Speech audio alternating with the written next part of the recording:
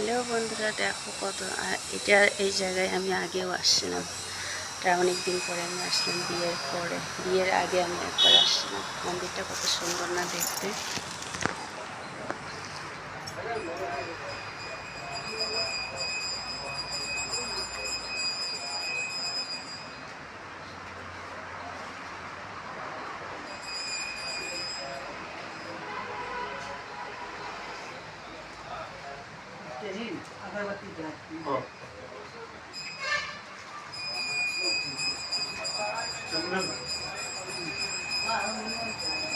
এখন তো অনেকটাই চেঞ্জ হয়ে গেছে। আমি যখন প্রথমে আসছিলাম তখন শুধু এই মন্দিরটা ছিল, দেখতেই পাচ্ছি না। এখন কত ভিড়, ওখানে যাওয়াই মুশকিল মনে হয়।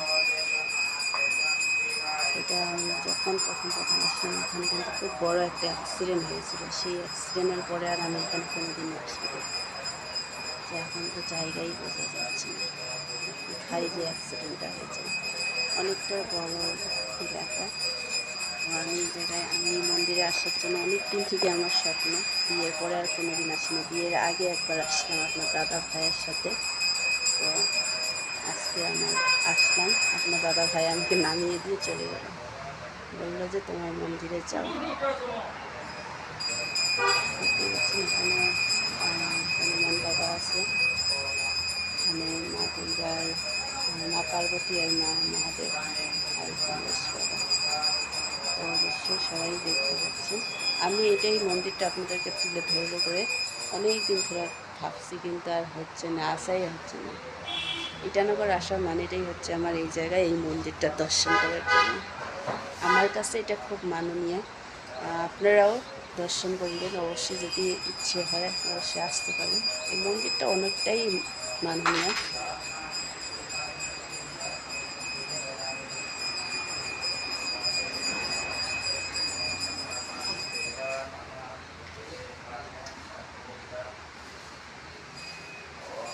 এটা হচ্ছে বামুনের রুম মনে হয়, আগে ছিল না।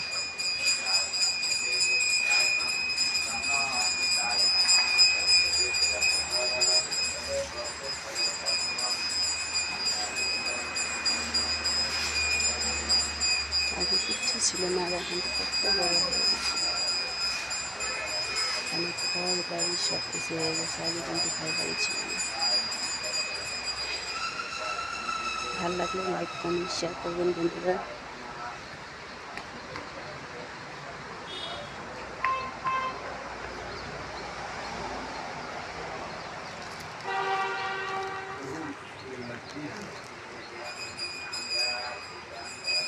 শ্রাবণ মানেই সবুজ, কেন কি শ্রাবণ আসলে সবুজ বোঝা যায়।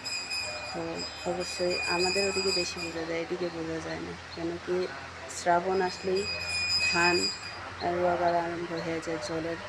তো মহাদেবের শ্রাবণের জল অনেকটাই পছন্দ। তো সেরকম আমারও অনেকটা পছন্দ, হয়তো আমাকে যদি বেশি দেখতেই পারবেন না। তো ভালো থাকবেন বন্ধুরা, আর ভালো লাগলে একটা লাইক করবেন, কমেন্ট করবেন।